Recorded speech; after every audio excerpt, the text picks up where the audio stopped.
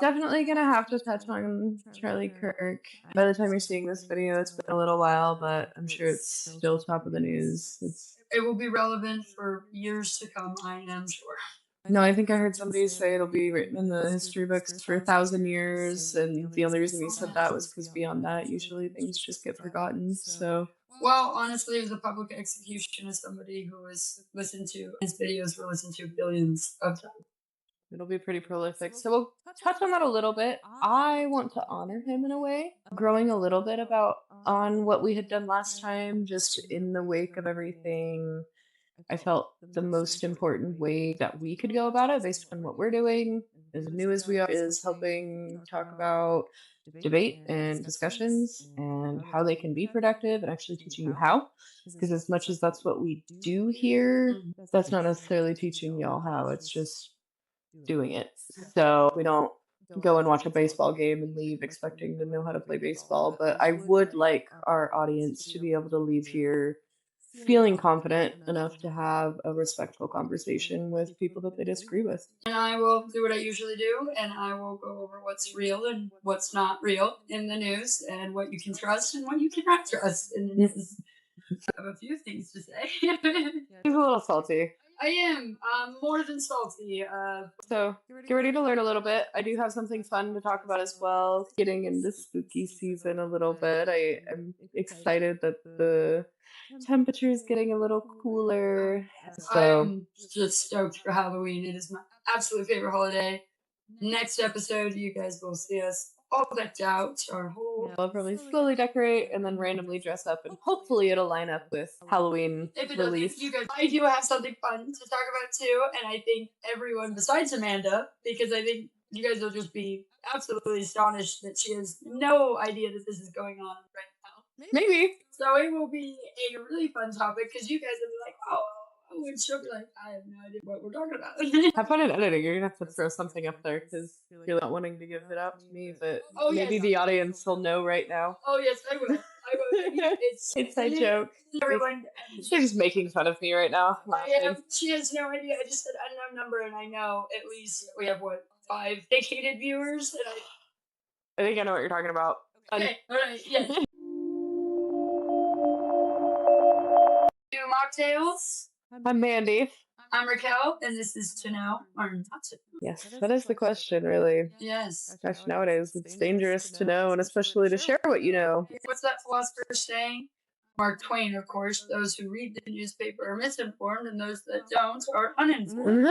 Amanda has a little bit that she'd share about us. Education. I just wanted to be more of a discussion. I think us getting on the same page, because even though we've successfully talked about hard stuff, I don't think we've really talked about what each individual, how we go about it, and what our goals in it, and how we feel about it. I think we've just managed to be respectful, but I don't think we've really delved into how we personally feel and go about. I wanted to ask a few questions, and I can answer and you can answer, and we'll utilize that as a structure for our educational discussion. Sure. So, what is your goal approaching an argument or debate in real life? What's your goal? My goal? Well, it depends on how the debate. So if the debate is presented to me all of a sudden, it's going to be a debate.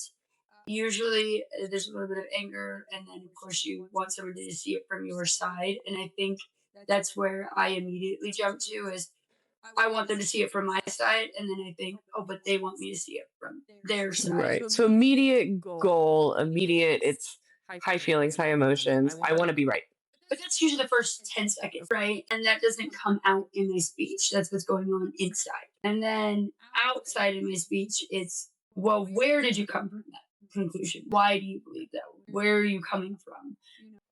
More trying to get to the bottom of, especially if someone's telling me something that they're debating that's completely factually untrue. I know where they got their information, so maybe I can combat it with, well, have you ever done information or research here? Have you ever checked this podcaster out? Perfect. And that's maybe getting a little bit ahead of where I'm at. But what is the goal? So those are the steps to get to the goal. What's the end goal?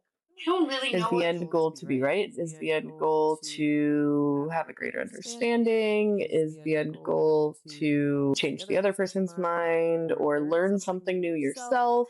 I think I've given up entirely on trying to change, especially in just one debate. So at this point in time, it's almost just entertainment for you. Really, it's just banter. And the reason for that is I wish that it would be easier to have people's minds change, especially on certain topics. But at the same time, I understand that I am very there are hills I'm willing to die, and they are too. And I get, but my end goal is really just to find a medium ground, I guess. Okay. Just somewhere that obviously, both people are not going to completely agree. If you have a conservative Christian and an LGBTQ person arguing, they're not going to come. That person's not going to change. The Christian person isn't going to change. But hopefully, the goal is that they can walk away with still having respect for that human being and understanding where they're coming from. That, I guess, is Each my of them end goal. gaining some understanding of the other person, even if their opinions haven't changed. in the That's process. actually a perfect way to answer. My Okay. goal is for the other person's knowledge and to gain some knowledge. Okay. Yeah. That's kind of how I approach it too. I definitely like an open-minded. I'm not. Maybe it's like a pebble in a pond and it starts the ripples, but I don't expect you to all of a sudden change your mind. But maybe it'll spark a thought. Maybe it'll spark that start of a change. To add on to that, I would lose respect for somebody if they change their mind just Too easily. Let's say I just met you and we're having a brief debate. It's going to be 2 or 3 minutes long. If you change your mind in that 2 to 3 minutes, I'm actually probably going to lose no backbone in your value at all. Well, that definitely makes sense. And you touched on this on your own in that first 10 seconds. So my next question that I wanted to go with this is, how do you typically feel about the other person during an argument? And I guess this one, any argument, not just a debate, not just a stranger, maybe a boss or a romantic partner, or what is the feelings, the emotions towards the other person? Do you usually feel more neutral or hatred or love and wanting them to better themselves? At first, it's a little bit of animosity. No matter what, who it is. It's a strange, I'm just going to be honest with you. Yeah. I think if more people were honest with themselves, they would know immediately it's an animosity. How dare you disagree with me? That dissipates quickly. Hopefully it dissipates. I think that is, and I'm glad that you brought that up. I think that is really, let's stop on that second, because I think that's really important that most people need to know that everybody else is also experiencing that, even if they don't show it. Right. I saw something. I wasn't able to deep dive. I don't have the time to deep dive everything that I want to, but they claimed that an emotion physiologically only lasts in your body for 90 seconds, so a minute and a half. Yes. Where the actual hormones and the stress release and the blood flow and all of that stuff physically happening in your body lasts 90 seconds, and it takes you choosing to continue that cycle for it to go beyond the 90 seconds and continue doing the hormones and all of that. So if you allow that to go through, pass, and then move forward, that might allow you to get past that anger, where instead of bringing it into the discussion, argument, etc., you can allow that to step out and allow for true forward movement. Right. And I have a lot of self-control in my own head. Which it sounds like you're obviously super aware of that. I think another thing people don't realize is we all think that all of our brains is the same person's brain on the other side. Yeah. That's not true at all. Some people actually don't have the ability to do some of the things you can do in your own brain. Not even just the way that your thought process works, whether you're an auditory processor or physical, or just the ability to have abstract thought and having practiced things of that nature. You brought up romantic partners. That's a big one. When you're arguing with a romantic partner, why can't they just do this? Because they actually can't do that. Right. They don't have it within them. The training that it would take for them to do certain things you're asking them to do is just not something that they're able to do. And I'm not talking basic things. I'm talking about fundamental. You get with somebody, you have this vision of what you want them to be, and you put that on them, but they're not that person.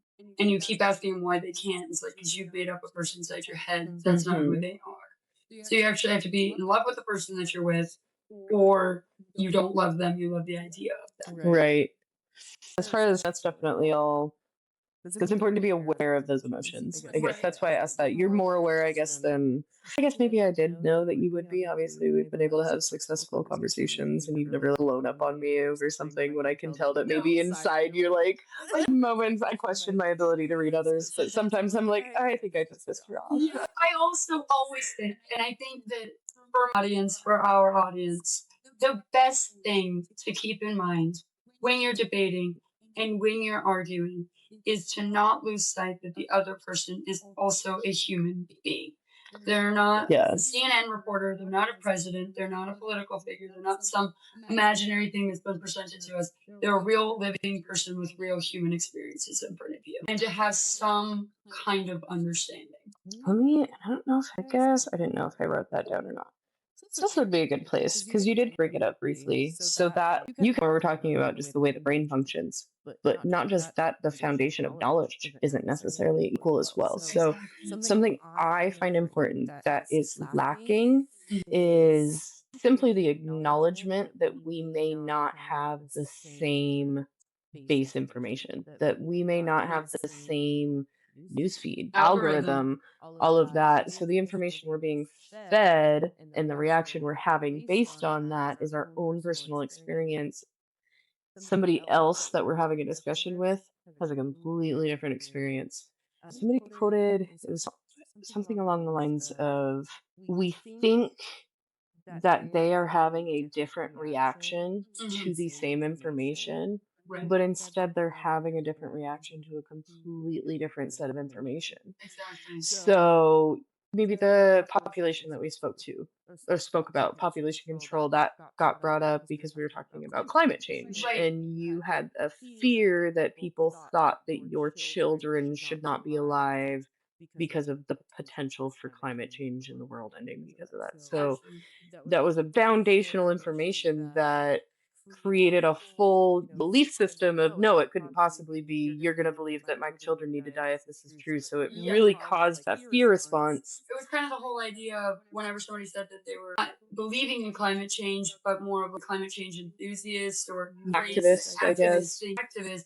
The first thing I would think of is, oh, well, who are you going to kill off first? Because the idea was the population is too big and that's what's causing climate change. Right, which I'm sure there's people that's on an extreme end. It seemed like until we had that conversation, just like the emotions that you're aware of, you let go, but that one seemed to really stick. And I think that happens a lot. I don't think that's not something that you should be ashamed of or anybody else, but it's something to be aware of. That as soon as we were able to get past that fear bit, right, it seemed like your brain was able to process the information again, second time in a different way. And you didn't necessarily come to a different conclusion. I didn't come to a different conclusion. I even watched the episode with Joe Rogan, Bernie Sanders on, and Joe Rogan, even, who was a climate change activist, was like, well, the Earth is actually in a time of cooling. And him and Bernie Sanders had this huge debate. And really, he outed Bernie Sanders for only being an activist for money purposes, which is another reason I had a problem with climate change activists. Is I felt a lot of the propaganda was coming from money and not actually wanting to save the planet. But not the whole idea that obviously fossil fuels are harming our ecosystem. Right. I think that that's pretty hard to debate. That's basically saying, right, it's what we were saying with Flat Earth. It just isn't. You know what I mean? You could say you don't believe in evolution, but that doesn't mean it doesn't exist. Right. So your feelings don't affect facts. Right. I don't think I would ever deny fuels do have an impact of sorts. That would yes, and the reason that was a good example, but that moment, I remember, emotion shifted. It did. And the fear disappeared, and then it seemed like our conversation after did become more productive and more calm and less. You did what I was saying. You found where they were getting their information that made them get to this. It took me being curious and taking the time to listen and understand what that emotion was. You were truly empathetic and understanding. Of course, I would. I understand why you would want to be a part of this if you just think people want to kill kids. Yes. So that to me is a huge part of debating, and I think a lot of people. I don't want to necessarily want to say the left. I just want to say that the people on that side of things that were almost happy. I don't want to say almost happy. We're happy that Charlie Kirk. That was a very specific demographic of humans. Yes, but at the same time, those are humans that never took the time to find where other people are coming from. Yeah. And not only that, but any self-reflection to say, maybe I am wrong. Maybe some of my ideas are incorrect. Maybe I do need to look at this from a family's perspective or a mother's perspective. Yeah. And as I've matured and gotten older, what I've noticed is usually when that strong emotion is at the forefront and an immediate reaction, and that is the time to sit back and rest and reflect before speaking or even allowing yourself to believe your own thoughts. Mhm. Because sometimes those emotions can really screw with thoughts. Oh, yeah. So much so. About climate change. Mhm. And you were like, you are straight flustered right now. Yep. I couldn't even really think of what my argument was. I was just so upset that you couldn't see it for myself. And right after we made that connection, all of that went away. And I said it was we were able to reprocess everything that we just went over, and then it was chill. So that's really important. Some of these I already for you answer to, but maybe they'll spark discussion. So I'll still read them all. Are you willing to admit when you don't know something? So you're asked, or just, oh, I didn't hear about that. Are you fully willing? Does that feel icky inside? No, I think it would feel more icky to lie that I knew. I think it would make you look more of an ass. I think it's much more intelligent to just say, I have no idea what you're talking I about. agree. I think it is the wisest thing that you could possibly say and do. Right. I don't know. And I think it's really actually more disgusting when I see people proven wrong and still, well, you know what? You're just a dumb slut. You don't know what you're talking about anyway. And we're going back to the original question. I think a lot of people, I think your answer was actually rare. I think a lot of people's answer would be to prove my point, to win the argument, to be the smartest person, or whatever it is. I think if you had asked me 5-6 years ago, I probably would have said that. And I think you briefly said that to me this year. Sometimes that is how you feel like that is like you want to prove your point, you want to be right, you want facts to be correct. So that I think that humans do feel that way in every argument. I do want to come off intelligent. Mhm. I do want to come off that I'm not being dogmatic. I haven't just been drinking the Kool-Aid and don't know anything I'm talking about. I think that is that's almost like a healthy amount of ego. Or going into an argument sounding just, but at the same time, and you do want your facts to be straight, just because in this world, with the whole do your research, have you done your research? and that can be so stressful too. I don't know. And that's where I'm almost contradicting myself because I do think it's important for us to have a little bit of a healthy discussion about our foundation of knowledge without taking it as an attack of our knowledge. Right. Sometimes being forced to prove your knowledge, it feels like an attack, and then it's like, oh no, that's wrong. But it's not necessarily always that. Sometimes it's just, hey, can you give me an understanding of where you're coming from and where you got this information from? But sometimes there are just people that almost infuriates them more. How dare you be understanding to me because I'm not understanding you? And it's almost an attack on them just saying. Oh, especially with all the videos, I've seen a few examples of that recently with Charlie Kirk because he is most obnoxiously respectful. It's almost in the You can't touch me because you're the one freaking out. That's what having the discernment skill of, is this a conversation that's even worth my time or my energy? Right. I want to say I think Charlie Kirk was very sincere and what he was trying to do. I don't think he was purposely him being like, see how crazy they are.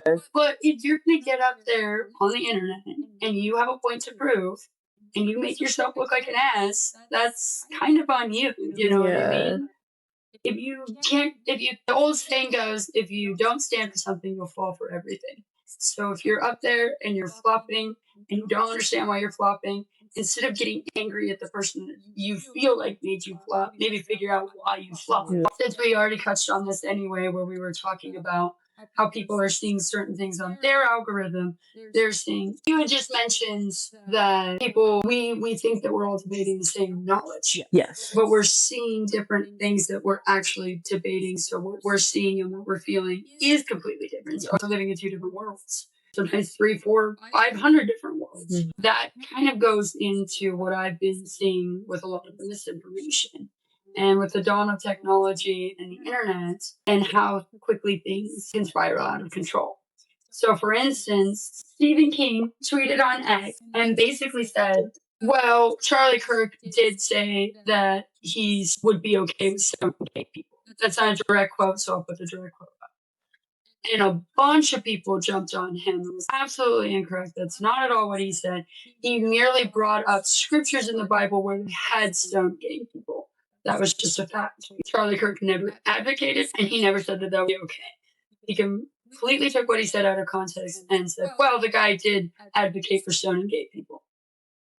Okay, so he was completely mauled by the internet mob. He took the tweet down and apologized.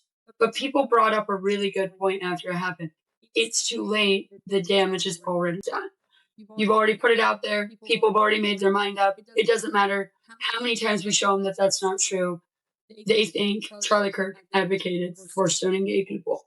That's just one example amongst many. I know the big thing got brought up a lot because he advocated for Second Amendment rights and basically said, we lose 50,000 people to automobile accidents every year, but we've decided as a society that it's okay to continue to have cars, and those 50,000 or so deaths are worth the transportation. He compared that to guns. He said, the guns are worth having their Second Amendment rights. And a lot of people took it out of context and basically said Charlie Kirk is okay with children dying so he can have gun rights. And at the end of that speech, he security guards at baseball games, at the airport, at banks. Why don't we have that for our own children? And even after they were able to see everything in context, there were still stonewallers that were just like, no, it doesn't change. Yeah, well, and I've seen, I mean, sort of like, well, it's not like we had to have context for Mr. Rogers' quotes, and it's just like, but just not a good comparison. He also wasn't up debating people on really intense topics. I was gonna say He's not a controversial human comparing potatoes to lemons. So honestly, I've got to say, and I don't even care who this drove away. If we lost half of them, it really wouldn't bother me. I'm absolutely disgusted by anyone that celebrated his death, 100%, or don't agree with what he said. Freedom of speech is the pinnacle of a free society. He advocated for that, and because he had Christian beliefs doesn't mean he was against you as a human being, and there's absolutely no reason to celebrate a loving father and husband's death at the end of the day. Just a person. It just doesn't even matter. I don't. At the end of the day, if you don't like what he's saying, don't listen. If you don't like what's on the TV, change the channel. So it's really, you need to, if there's any message, you need to be more in control of who you are. If you're out there and the only thing you can come to in a debate is violence, you've lost the battle. Yeah, you don't keep your cool. It sounds like dialogue is what you're doing anyways. I had written down, this was a week ago. I thought that we were going to film last week when I had all this written down, but so my thought process may be a little bit back there. I might have to spark some thoughts, but debate versus open dialogue with differing opinions. Which one is better?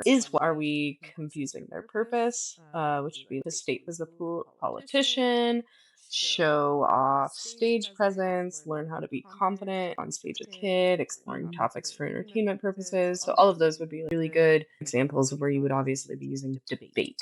And then be overusing or misusing that type of discussion in a society where maybe we should be communicating in a more open dialogue type of way, because we as society aren't necessarily taught how to have this open communication. I meant to even mention it at the beginning, but really we don't. We're taught you don't talk about religion, you don't talk about politics, you don't talk about not at dinner, not while you're drinking, not with your friends, not with your family. Right. How do we as a society be if we can talk about the fundamentals of what makes a society a society? We're not taught as children to do that unless we happen to be a nerdy debate kid. Right. So the only people that are really taught how to have these hard conversations aren't taught to do it in a compassionate way, in a way of creating that understanding. They're taught to do it in a way of proving their point beyond a reasonable doubt, regardless of what anybody else thinks or feels. Exactly. And the emotions don't matter, and I just have to prove my point. Half the time these kids are given a prove this, they don't believe it. That's how they're taught to have a conversation. Right. So they don't know how to accept the other side and come back with compassion and understanding and absorb information and come out with a different perspective, even if you have the same opinion. Well, that's even me. First off, I have to give it to the Jehovah's Witnesses. Growing up as a Jehovah's Witness, that was something that was taught to you. You were taught to give talks. You were taught how to talk at someone's door.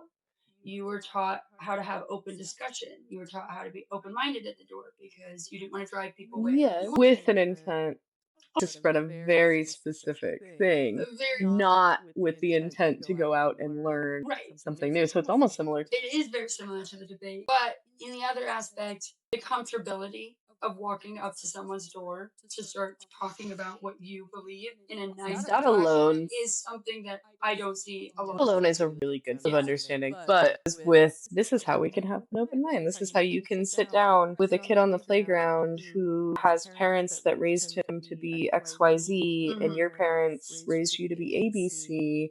You live completely different lives, Right. but you guys can be friends and get to know each other. I think it comes down to is our education in America as well. We have one way of teaching Yes. children. But with this is how we can have an open mind. This is how you can sit down with a kid on the playground who has parents that raised him to be XYZ and your parents raised you to be ABC. You live completely different lives, Right. but you guys can be friends and get to know each other. I think it comes down to is our education in America as well. We have one way of teaching Yes. children. You and I talked about it multiple times. We don't know most of our history. Mhm. We don't know. There's one way to think, and there is taking over our country and other countries.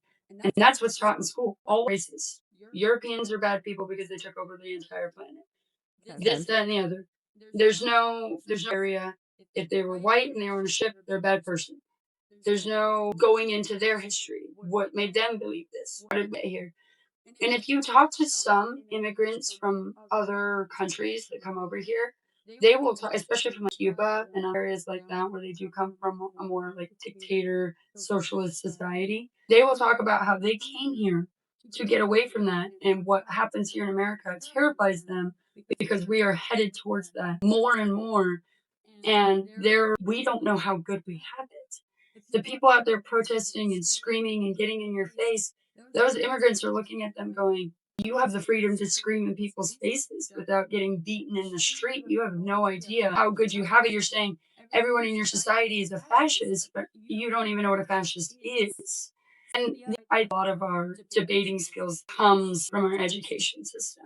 We used to have a good balance of conservative and liberal teachers. Now we don't almost. Well, unfortunately, I think I almost cut you off when you were talking about your Jehovah's Witness, but I did want to understand the dogma. Yes. The very yes, you're taught to go out and speak, but don't ask questions. Just take it as it is. School is kind of the same way. Exactly. So it's almost get to the point that it's very almost religious in that culty, dogmatic.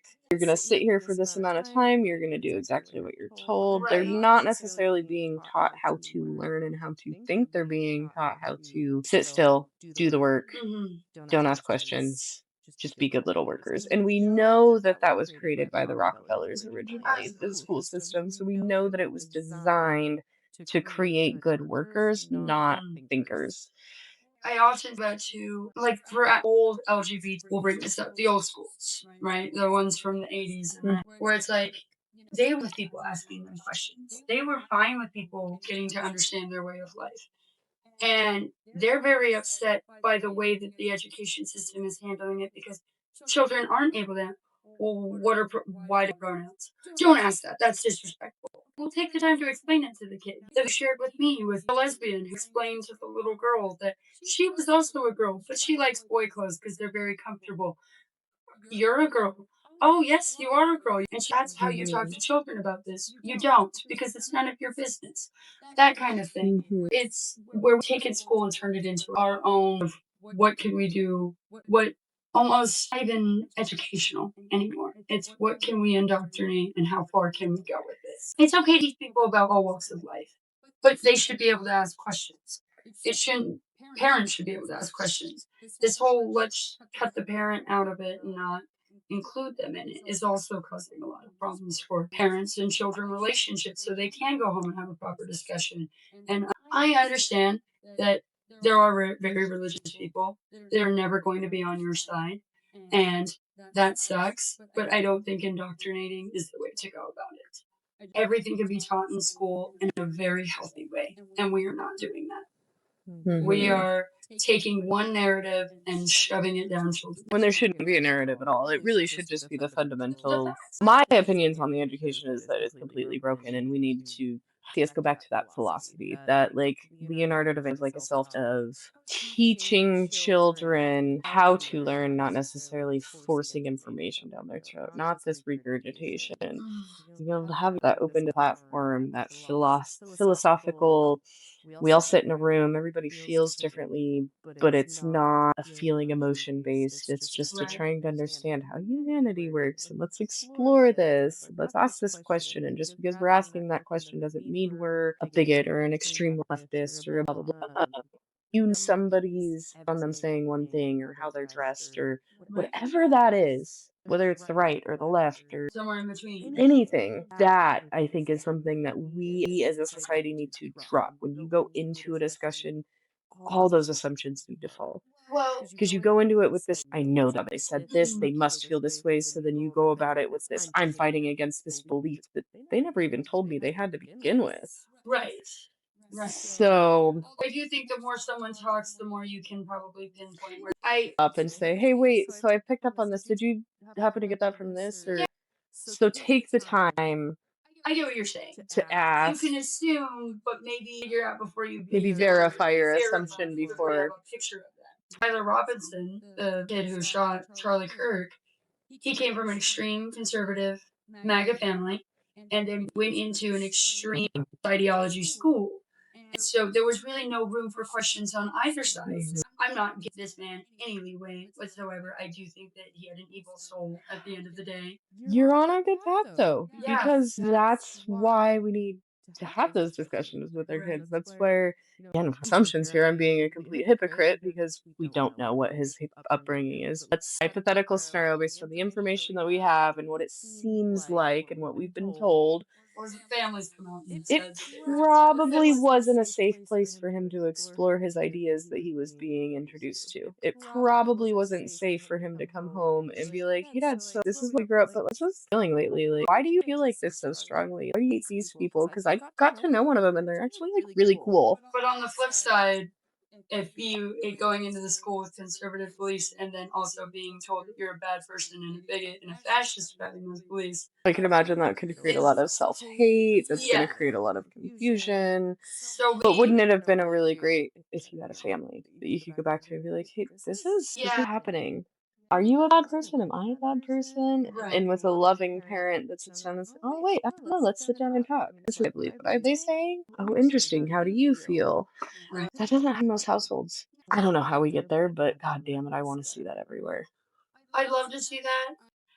I'd love to see that, but I also think that it brings it back to family values and cutting out a lot of the education system from the family home. I did a lot of problems get caused from there's a Over. I feel that professors and teachers feel that they have this platform to almost preach more than they do to teach. Mhm. And that's a problem. You know, it's molding your minds, and it's hard. Yes, that's important, Mhm. and it can be really great. But why are we not just sticking to just the basics? Right. Giving some fundamental, this is how you think. Mm. Here's all this information. Yes. Come to your own conclusion. Mhm. The other thing, this is the last thing I'll really say on the education system for this episode, but I said that they were using box preaching. I was absolutely hating when that happens. And it's such a point, and your brain just kicks it right out.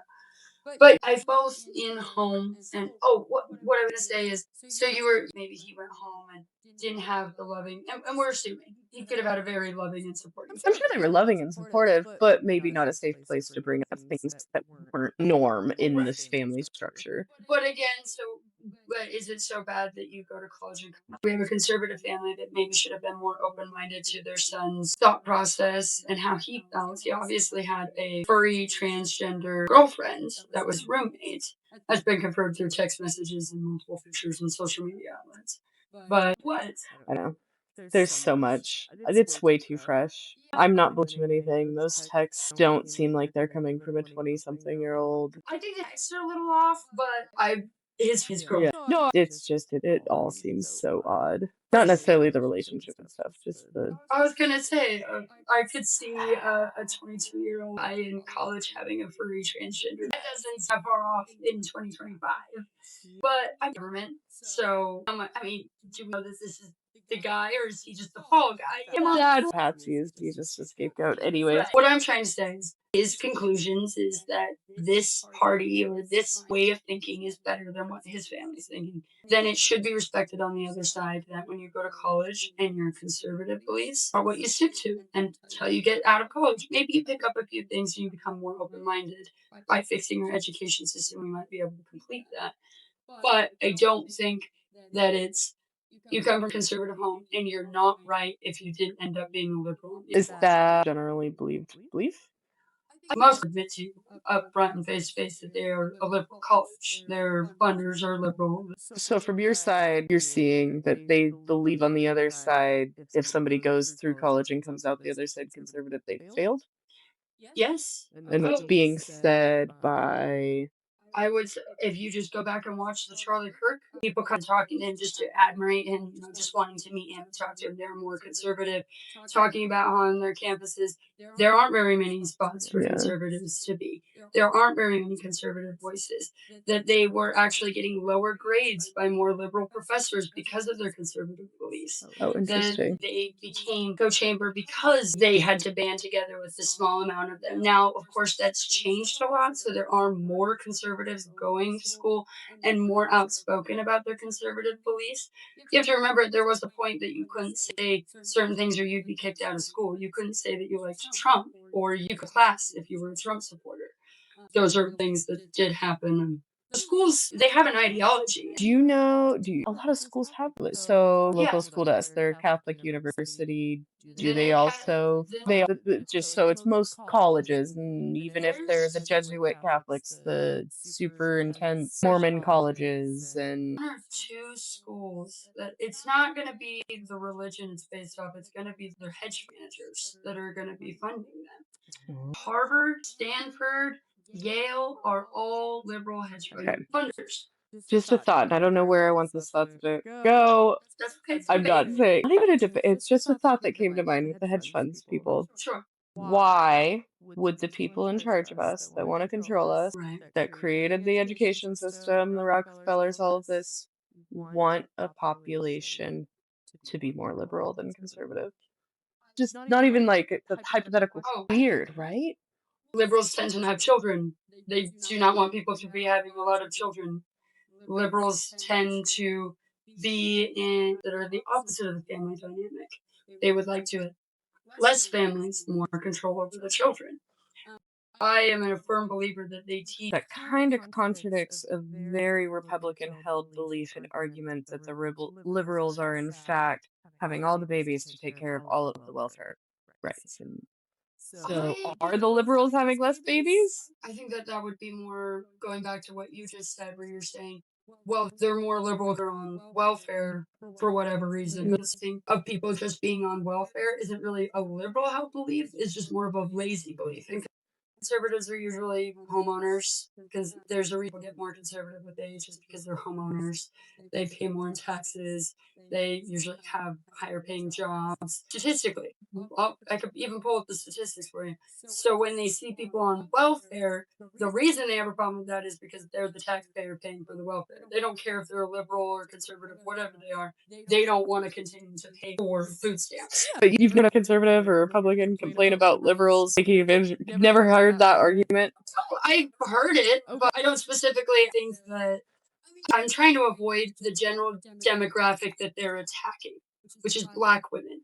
They're attacking black women who have 5 or 6 kids and they're on welfare, lean more liberal, they're part of Antifa or whatever racial. And I thought it funny because that was saying that's why they would want more liberals is because they'll have less children, when that contradicts the other. Right, and I think that's just more for our time. The globalists obviously have a plan for the future. They're Do you think more? long term. It's going to take a long time for people to be in existence. Even if you look at Japan right now. One of the cleanest cities in the world. No guns, absolutely. You're not even allowed to have swords unless they're decorative swords. Nobody's having kids. They talk about how the people that are having kids, they have no idea how they could be having kids. Japan is actually worried in the next 15 to 20 years of who's even going to be in charge of their country because they don't have enough people to fulfill younger people. So I'm a believer that the globalists got together probably the late 1800s for this plan to divide and conquer, and in hopes that they could divorce the parents from the children and basically have people quit having children. Our child rate is down by one. What is it? You have to have 1.5 to be a sustainable society, and we are less than one now. Interesting. So we have quit having children. Interesting. Less and less people are having kids. Less and less people are buying homes. Bob would say all the time, you will own nothing and you will be happy. Look at most of our furniture back in the day. Used to have dressers so you could put lots of little stuff in. They built them all really big with all these little, even houses with big pockets to store stuff.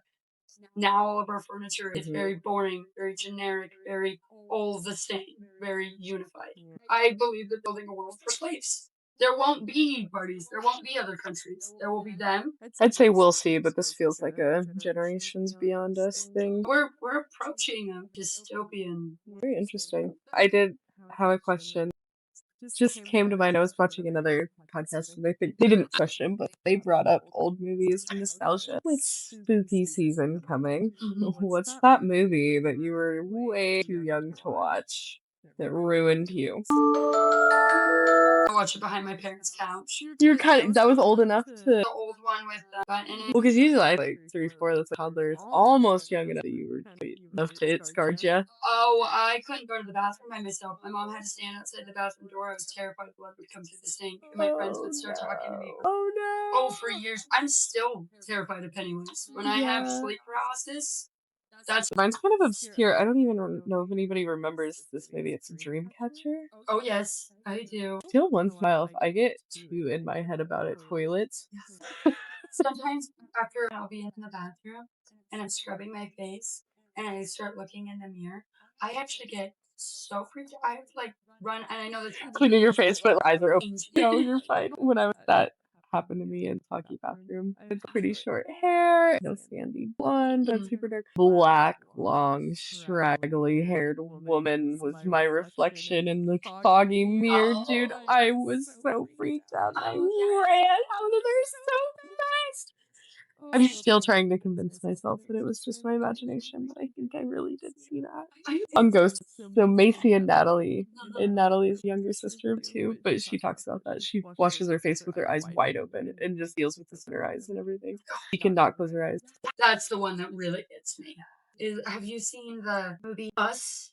It's by that new director. He did Get Out. Cast mostly black. Them. No, it's us. They basically the government made clones to control people from above ground, and the clones were tied. So it was two people, but one soul. Okay. Yes, and I haven't seen the movie, but I've seen a trailer that I was oh like, gosh, ooh.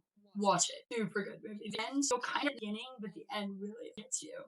Cool. I definitely like spooky movies. We've been getting into the Conjuring series and trying to watch it in order of release, despite my son preferring chronological order. And my argument, because that seems to be a thing these days, Oh yeah. that they want to watch it in chronological order, where the creators wanted you to experience it in the order that they released the damn The movies. creators created it for me to enjoy, and I will enjoy it the way I wish. You're not supposed to know that information until after you watch this one, even if it happened in the future.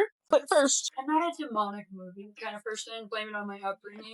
There's plenty of series that you can think of with that. Oh, for sure.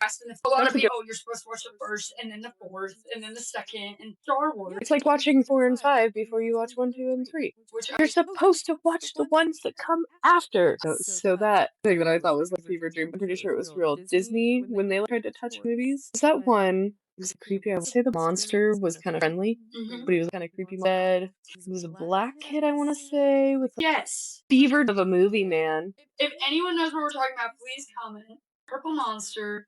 It was a black kid. I'm almost sure. So. It was the kid under the bed who's having a sleepover. Nightmares. It was just straight on Disney Channel, just cable television. Disney Channel's a nightmare all of themselves. A little bit, yes. But usually they pretended to be really nice on TV, and then that movie came on, and I was like, that reminds me of Freddy. Did you watch Freddy? The YouTuber? No, with the girl with the name Freddy. Was his name Freddy? And she grows. Her mom gave her pills to get rid of Freddy, and she grows up, and Freddy comes back.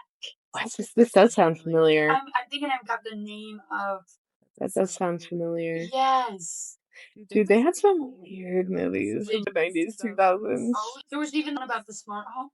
Yes. That one. I don't Creepy. even it's actually aged to It's be creepier it's than it aged was. Has terribly. aged well for what we're going for. Willingly walking into it. No, I'm curious. I put on Lucy for my kid before I left. I'm curious what he thinks about that. When I first read it, I was like, oh wait, no, it's not. The whole percent of brain thing. Yes. Oh shit. Well, speaking of, we'll get into my fun topic now. It's unknown number. The crazy mom. Tell me about it. I have not seen it. Oh my gosh. Well, I'm going to totally ruin it. This is a spoiler alert, so if you haven't watched It's it. fine. I've just seen vague memes and references, and it seems like everybody's losing their minds. So did I don't know what going on here. So while I was waiting for one of our videos to do its thing, I was like, I'm going to throw it on. Maybe I'll pass out. Did not watch the whole thing. 1 o'clock in the morning when I finished it, and I'm sitting in my room, and I'm like, so I knew the memes the mom had something to do with it. But the entire time, it's one of those that even when it gets spoiled, when you watch it, you're just like, how is she doing this? For 2 years, this mom cyberbullied her daughter and her boyfriend.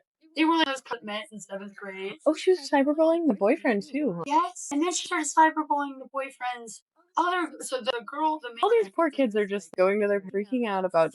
There's this person that will not leave me and my friends alone. We don't know who it is. She's texting us and sexually aggressive stuff to her daughter about her boyfriend, and then body shaming, and then eventually suicide. You should. Yeah, something about the car and. It was over 7,000 messages were sent over to her daughter. Her daughter's name is Lauren, and then her boyfriend's name is Owen. And the craziest thing is because Owen and Lauren are so close, the families get close. So the mom is really good friends, the boyfriend's mom, and they're going to the school together to get to the bottom of who this wrong number is, harassing the principal, harassing the director, harassing the police department. Together, in the entire freaking time. It's her. It's her. So because she for this, right? She went to prison for a year. What's the charge? Child aggressive stalking was basically the charge. Just harassing. So I didn't know it because especially, hey, kill yourself. That was Trying to figure out what charges brought her to jail. It was strange. no physical harm was on any of the children. It was just aggressive stalking. What they got for. I think there was probably plenty of charges that they put on there. That's what they do. 5 or 6 see if they can get any of them to stick. And that's what it's like harassment, stalking. And she's in the mom and the dog. So the first half, she's telling the story. She was involved in this too. And in the second half, when they find out it's the mom, the FBI agent, the tech guy figured it out through IP addresses that it was the mom. Well, they go to her house with a warrant. She basically folds. So the documentary was being filmed prior to it being found out it was her? No, they filmed it all together. They just did a really good job of keeping everyone from this. I heard somebody complain about they ended a video of the daughter saying something about I love her so much, but that was actually an older version of her. I haven't heard anything like that, but the daughter was still very much wanting to have a relationship. At the end of the documentary. Yes. But what I saw was that wasn't actually the end of her. That was the end of the documentary. Earlier in the documentary, there's a different outfit and she actually looks older. So one of the last things she actually was filmed saying is more like if we ever have a relationship in the future, it's going to have a lot of boundaries. And so that was somebody complained that it seemed like they manipulated you into thinking that she was Stockholm syndrome. Well, and also watch the child psychologist. Because that freaks me out a little bit. Oh my god. Well, I watched a child psychologist and he was saying what her response to her mother was actually an appropriate trauma response because she hadn't dealt with the trauma yet. Anger comes from a place of understanding that you were abused. Right. While the abuse is being inflicted, you're not angry because you're not in an understanding that this is traumatic quite yet.